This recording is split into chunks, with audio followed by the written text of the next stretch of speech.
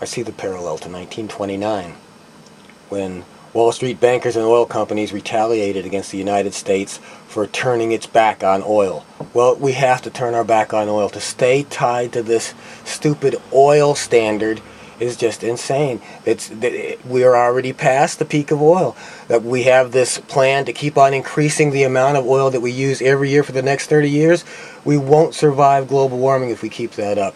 So we have to get off of oil. But that's why we're being punished by Wall Street. What happened in 1929,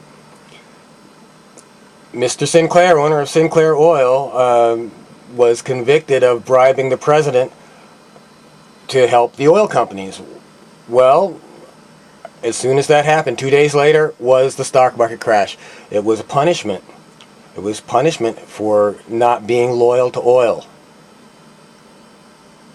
I say we've had enough.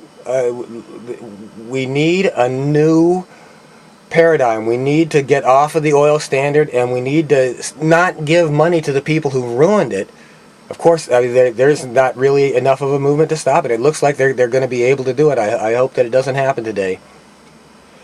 But what they want to do, of course, is give the money to the oil companies to stay tied into this oil standard, which cannot possibly survive. It's like, haha, we're going to kill your children. We're going to make you suffer right now if you don't let us kill the children. Well, all we have to do is go to a different way of doing it. We don't need to stay tied to this failed system and keep pouring more money and keep... I mean, the thing of giving them all this money is to prop up a system that's already failed. We need to switch to a system that hasn't failed yet. That's all. Just be calm about it. Let's switch to a system. You know, if we're going to be making money, printing it up, before we switch, we could do that, but not the $700 billion for the bankers and the oil companies. This $700 billion, it should be going to, well, the first $1 billion could end homelessness in the United States. You know, the next few billion could end hunger in the entire world. And then we don't need to print any more after that. You know, $4 billion. You know, we're in the money printing business. $4 billion is a lot more reasonable than $700 billion. So, yeah, let's go with that.